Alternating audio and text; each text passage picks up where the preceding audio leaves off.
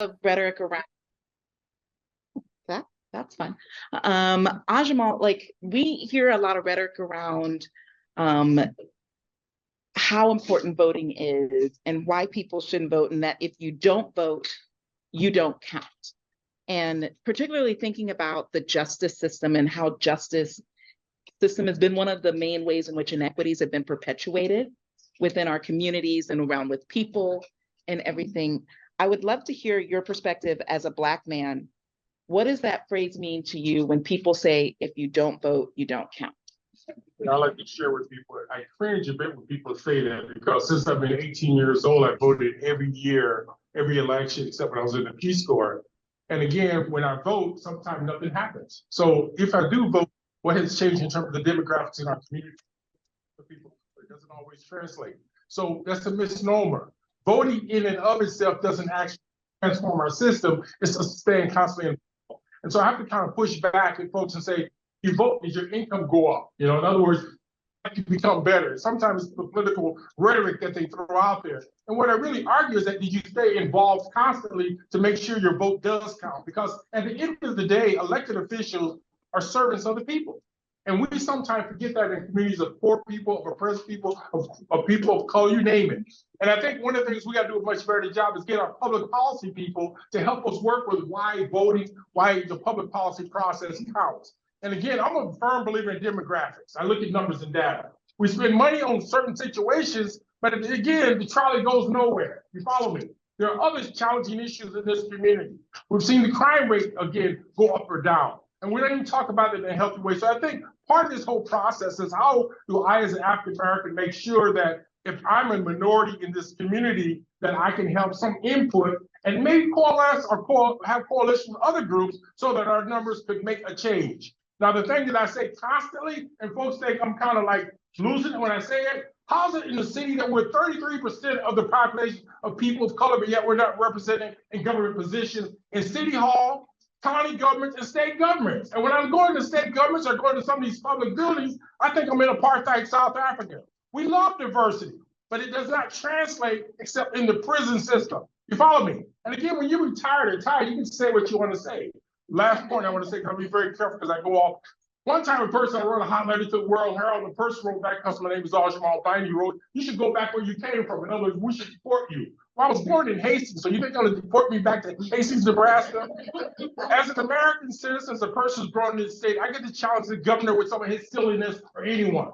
And again, that's what we got to do a better job. But we can't have the few doing the work of the many. Amen.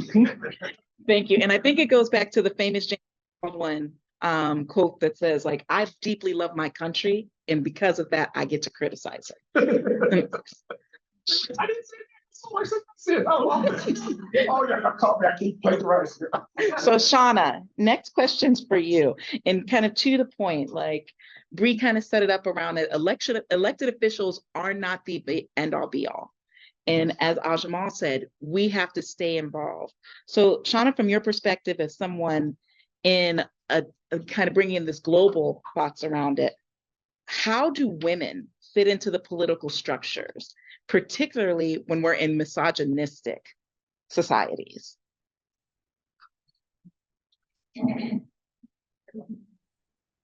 That's easy. Women don't have a place. It doesn't look like women have a place in the part of the world where I'm from, in Africa. Remember that even in the beginning, even in Greece, women were not allowed to vote in the beginning. So as the rest of the world is slowly opening up and warming up to democracy, they've had a difficult time having to bring their women on board. And even though eventually almost in every country in the world, you find that women are allowed to vote, they still don't have access to power. Yes, they vote, but it's almost like they are just voting for the men to rule. And all we can do is just to sit by and just be tokens. Every now and then a woman comes along. Even in some African countries, we've had women presidents before it actually happened in the United States. But on the whole, you find that women are just on the margins all the time, and it looks like it's going to take a long time. One would think that men understand that we have women and men that is not to say I'm excluding other genders, but basically you'd expect that people understand the men who are mostly dominant in terms of power would be willing to cede or at least share a little bit of the power with everybody who makes up a particular society. But we don't see that happening. We still see women being on the fringes of political power. In Africa especially, and most of the world that is considered as the third world. Well, in recognizing how this tokenization of people who are most impacted or seem to often need more just systems, are, as Shana is saying, Shana and Bree, I'd love for you to both answer this question. And we'll start with Shana. What are the negative consequences of bad representation? The negative consequences of bad representation is just societies collapsing, because if in most societies you find that women are the majority, and if they are not represented and they're badly represented, you're going to have all kinds of laws being promulgated that seem to keep women further into subjection. That's where you're going to have problems in most of the societies that don't give women equal power. They're going to make laws against abortion, and they don't care about growing children. In my country, for instance, you're not going to believe that it's only been 5 years since the government has seen it as something to do to have preschool, to pay for childcare.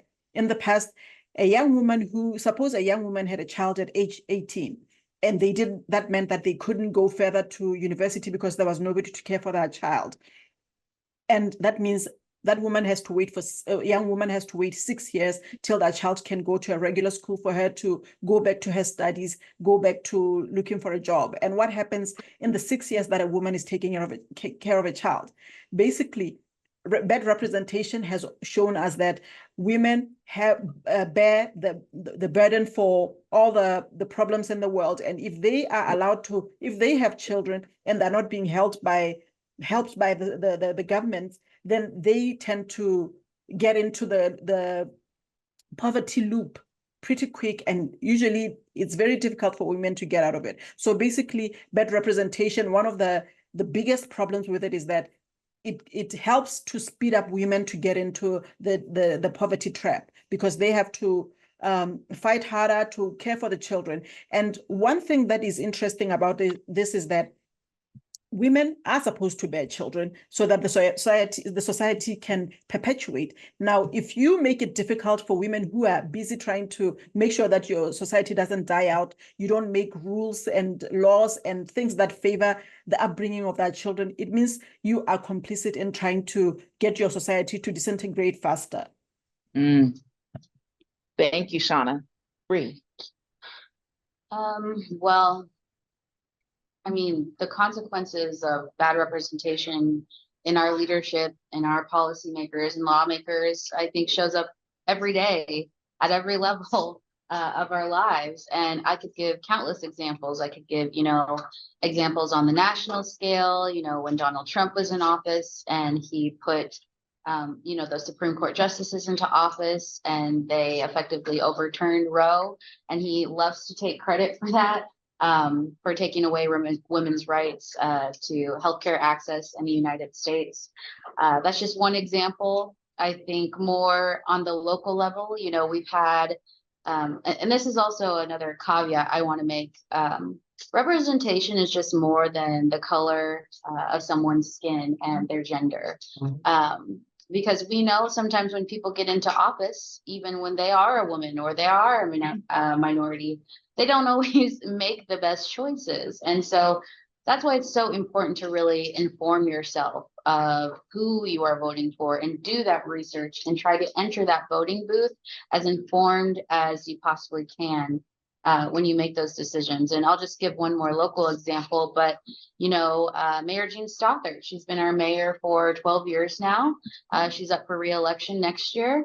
We can't deny that there has been lots of growth in Omaha. You see all these buildings and new apartments with, those high rents going up and everything. But at what cost? At what cost did that development happen? Because we know that the city loves to give away TIF or tax increment financing. And if you're not familiar with what that is, I highly suggest you educate yourself about it, because it's basically giving tax breaks to huge corporations in Omaha to give them incentives to develop. But, you know, those property taxes that we're writing off for those huge corporations, what do we use those property taxes for? Public school funding and lots of other things, but mostly public school funding. So when, you know, we give away these huge tax breaks, effectively we are defunding our public schools, and that hasn't been talked about enough. So, you know, even when we have, you know, a woman in office, we have to remain diligent about the things that they're doing in office. And if they need to be, you know, replaced, then we need to make efforts to do that as well. Thank you, Bree.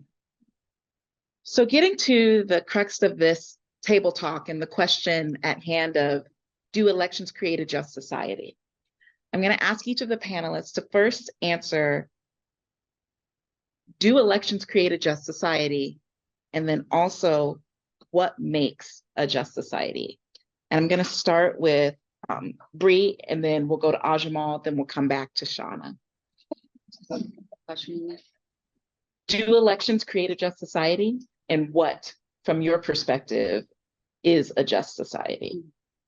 I think elections are part of a just society. I don't think it's everything.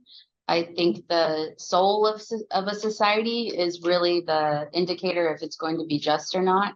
But I also definitely, I think, you know, voting and elections are so incredibly important to developing a just society, because you cannot have a just society without proper representation and people making decisions for you that is going to improve your quality of life and give you affordable housing and make sure that you're not paying, you know, your more than your fair share in taxes. And so all those things, you know, seem little, but when you put them all together and you look at it from a holistic lens, voting and elections are just one part of that. And if we want to be a just society, we really have to reckon with, you know, the way that we interact with each other and fairness, you know, our criminal justice system, all of those things. It's just, all those things create a just society. And like I said, it's more than just voting. It's how we treat each other. It's how fair our criminal justice systems are, and everything else. But elections are definitely a huge part of that. And what makes a just society is kind of all the things I just said. So I'm not gonna repeat myself. I think it's an excellent question. We appreciate it. And I think elections is just part of the segue into making a just society.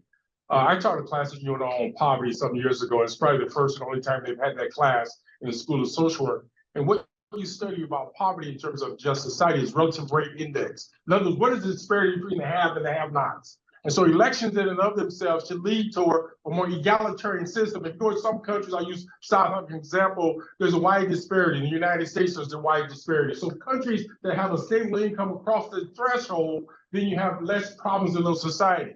You should have food, shelter, basic utilities, you name it, in society. When that's not available to folks, that is not a just society, okay? And oftentimes we talk about democracy. What good is democracy if you can't travel, you ain't got money? You follow me? And so basically, when we look at the relative index of these different countries or even on community, the disparities between the have and the have-not said a lot. There's no excuse that someone should have billions of dollars in our society and people go to bed hungry.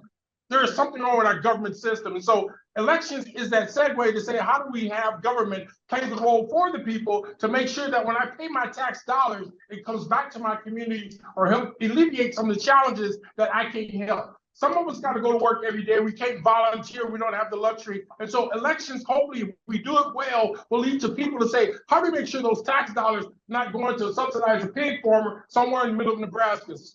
I did slip that in. But my point I'm trying to say is, folks, I'd like to see some returns on my dollar so that when I go outside, that some of my neighbors don't have to depend on private charities for food. Last point, I think is probably the most important. I worked for 25 years with Catholic charities. I don't have a religious bone in my body. The most powerful experience for me was seeing the women, for the most part in our programs, write letters to elected officials and then getting letters back from elected officials and elected officials or public officials coming to meetings. Bree and I had a meeting or a forum some months ago. She was shocked and I said, Bree, I'm astonished what you had to say in this community forum because you were one of the most honest politicians I've met in years. And she's the first one who's done a community forum in years from OPS. Last point. I wrote 12 letters to 12 board members years ago on OPS. One responded back and sent my stamp back, but the other 10 kept my stamp. I'm still mad about that. And lastly, Shana, from your perspective. From my end, I think that a society such as a nation state needs to be built on the right principles. And, democracy is one of those principles that that's a system that can provide opportunities to create a great society. So we all know that we know the philosophical basis that democracy was created upon, and I think those presents the best opportunity for a just society to prevail. So we know that a democracy has systems, principles, and some of these is justice, where you actually have equality of opportunity, protection, resources, rights, and things like that. So I do think that, and also the systems that can make sure that justice is not denied to the citizens. So I think that's how you can create a just society, make sure that there's equality to opportunity for all the people have the same protections, and they have equal access to resources and rights. Thank you. So before we send you into your table conversations, I want you all each to also ponder that question and the information as our panelists just shared. It's crucial to recognize that, do you feel like we're living in a just society today? And then the part that elections and voting play in that, from my perspective, elections can create a just society, but the way in which we've allowed our electoral systems to function and process today, they are not. Because we haven't really taken the time to explore in a really authentic way that's community-centered, what do we want from our elected officials? We don't define it and we don't fight for it. We're not all of us, and this isn't universal because there are individuals that are, but if we are centering our decisions on taxes, we're sometimes centering on the wrong thing. Just yesterday, Marcellus Williams was murdered by the state of Missouri. The governor was the single person who had the ability to make the decision whether this innocent man who sat in prison for 20 years lived or died. He had all the information. He had all of the facts that this man did not need to be in prison, nor did he need to be murdered by the state. And yet they still let that decision happen. In my opinion, those are the things that should be driving who I put into office. And I think not enough of us pay attention to those under the radar issues of life and death that are tied to our voting. So the president has power, but so does the governor, the mayor, the city council. Sit out on whatever elections you have, but make sure that you're not just sitting out of apathy or fear, but that you're using it as a statement to change what's going before us. So with that, I'll pass it back to Veronica. Thank you. And we can share out from your group. All right. Can everyone hear me okay? Yep. Okay, wonderful. We had a really great conversation. Some of the things we talked about, just major takeaways that we had, were really paying attention to what's happening after our elected officials are elected. So making sure we're informed about what platforms are, going out to vote, but then staying involved and educating ourselves about how those systems work so that we can go and have our voice heard when we want to disagree with maybe something that's on the legislature floor or support it. We also had some really great perspectives from how our systems may work differently than systems in other countries. And we had Shana in our group, so she gave us a lot of really great perspectives about how the system in her village works compared to Omaha. She's gotten to experience both of those parallels, so seeing what's the same and what's different. We also talked about the value of our local elections and how we can truly make an impact here locally by getting to know our local officials and understanding what they're working on so that we can support them in those roles. Thank you so much. Appreciate you all sharing in that conversation. Who would like to do our share outs in the room? It seems like some of the tables.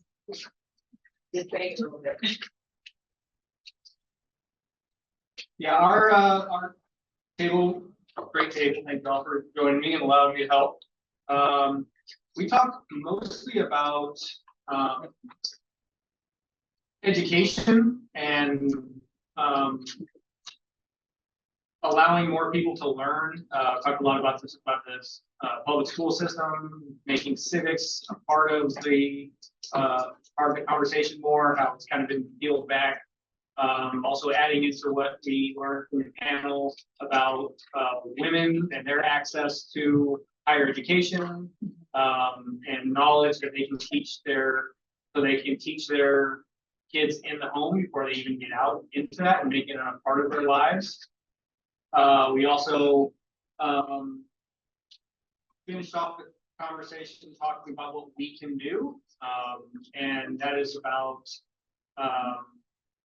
being more active in our communities and maybe in our neighborhoods, talking to people who are around us, learning how to have these kind of difficult conversations that we may have because of politics. I brought up the point of there are 3 things that we don't talk about, one of them being politics because it is such an emotionally charged thing, but learning how to deal with emotionally charged conversations in a way that's uplifting to the other person to facilitate more conversations going forward. Thanks. Thank you. Thank you so much. Appreciate that. Who else wants to share in the room? Moderators. Sure. Here. Oh, okay. Oh.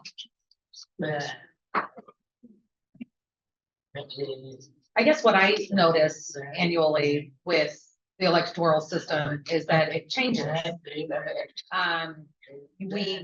We think that, yeah, we're voting this person in because they're voting for the things that are responding to the things that we're asking for. Equal rights, women's wages, things of that nature. But what we end up seeing is people of color, members of our community, whether Black, Hispanic, Native, are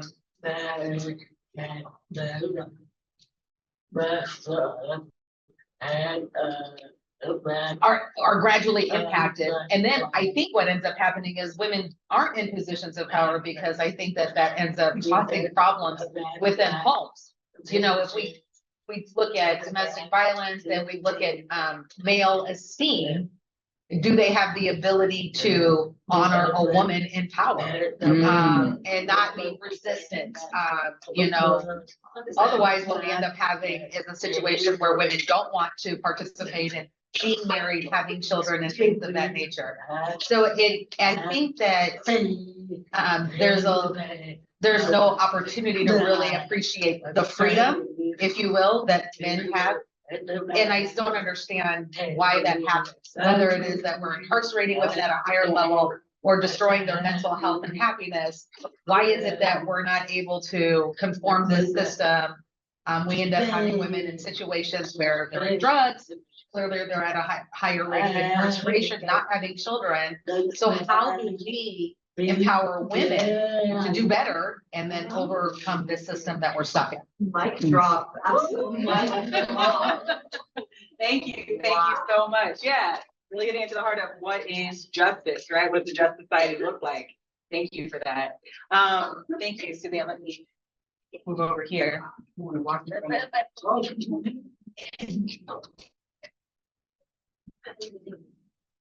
Well, our group talked about a lot of different aspects of this. Really appreciate the panel. Let's focus on how we can stay involved. I don't know what you're saying. Speak up. Yeah. No, you just have to talk louder. That's not a microphone. Wow. Okay, we talked about the panel, how you really made us feel empowered to speak up and to take action. That our vote is just one step. There's so many other actions that we can take. That justice is a really ambiguous term. It was hard for any of us to clearly define. Justice does not always equal the laws, or fairness, or how we practice justice varies from person to person, situation. The elections are making us very anxious, a lot of concern. That money has such a strong influence and has so much power in our country, and how the elections are run, and what people hear and what they believe, whether there's any truth to it. And we thought it was easier for us to identify the impact of elections locally and how it's personally affecting our lives than sometimes laws that are being passed at the national level. And yeah, basically we need to get involved, and you guys gave us a lot of opportunity to see that the choices we have. Thank you so much. Thank you. Was there anybody in the room we didn't capture? Yeah.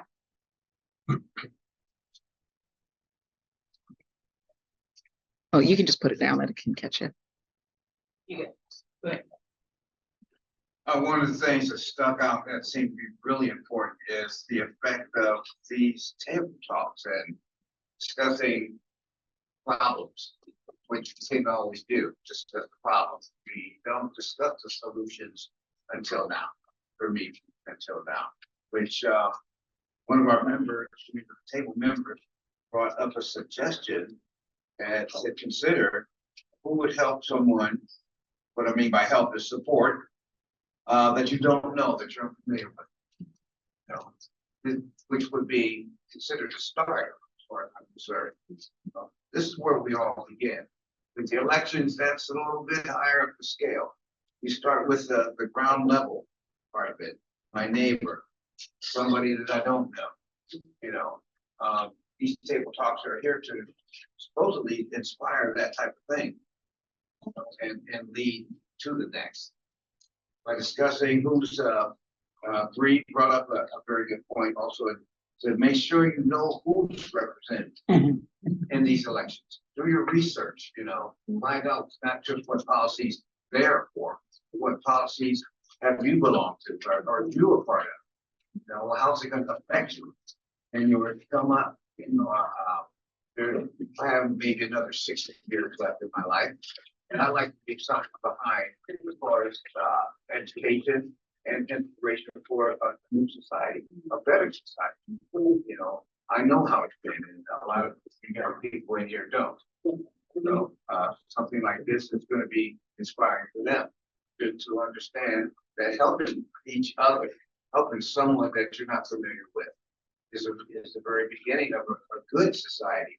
And through elections, maybe we can have a voice to help inspire that. Very good. Thank you so much. Thank you. Thank you to everybody in the room. I'm going to bring it back to our panel just for some final thoughts and calls to action. So we'll start with you, Shana, if you're able to come on back up, and we'll start with your final message works with you, and then we'll go Bree and then Ajamal.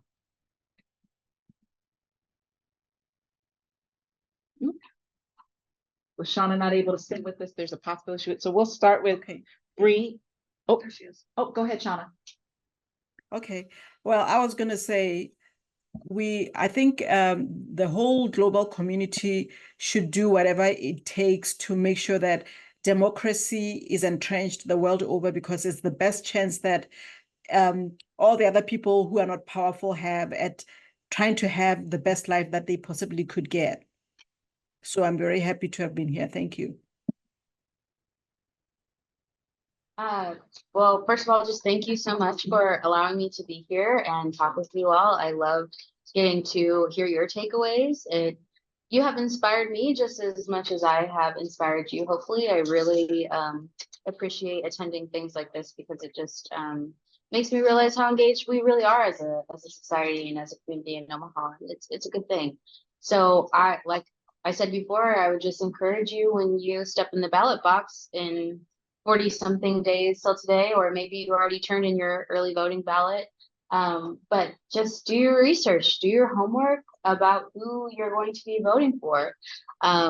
And try to vote for something and not necessarily just against something else, because I feel like that's what we're kind of dealing with in our presidential election. But you really have to discover what the policies you care about are and choose your candidate off of those policies and what's going to be best for you, your community, your family, your children, all of those people. So thank you so much. I want to just say that some years ago, I got a chance to go to a policy conference in Chicago, and that's the first time I've been to Chicago in years. And at the end of it, people said a good speech, they started doing like this. I'm like, what are they doing? Yeah. And I didn't know what they were talking about because I'm old school. I thought you're supposed to do like that. So I learned something new there, but I'm not good at doing this. But my point is, if we're going to change in society, we got to be a part of the collective. And I say that collective in a positive sense. It is not the work of the few to do the work for the many. And as Bree said earlier, we all know it's about relationships. And I remember growing up as a kid in a large family, my mother said, we got our own football team and basketball team right in the house, but support your brothers and sisters and the poor of the people in our community. So that was drilled into us. So I learned that some of the problems and challenges we face in society is not about us as individuals. If somebody's evil or mad or mean or whatever, sometimes they may be that way on an individual level somewhat. But when they direct it to groups and people because of a group you belong to, then collectively we have an obligation to belong to that group to push back. And I think I would leave with the note that at the end of the day, in Szechuan, they have this expression that we're only people through other people.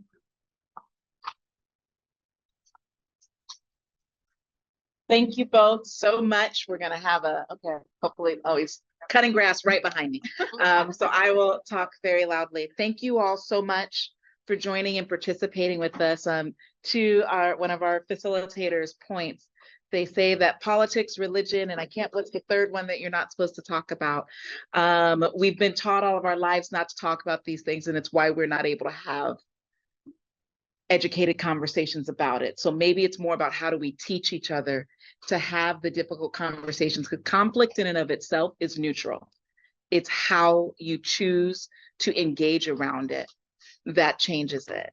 And I'm gonna quote James Baldwin again, because he's one of my favorite people, that nothing can be changed that is not faced, but everything that's been faced has not been changed, but nothing can be changed until it's faced. And so it's our responsibility to take this step. So please don't leave out of here and not share with someone else about this conversation. And if someone tells you, I've chosen not to vote, don't just yell and harp at them, but start at why. Let's really start to connect people to the decisions, because if you're going to choose not to vote, then I ask you, what are you wanting in this world? And then how else are you fighting for that to happen? And if you don't want or like anybody running on a certain office, there are plenty more. There are tons of ballot initiatives on our coming up in November. Also, we are not done in November.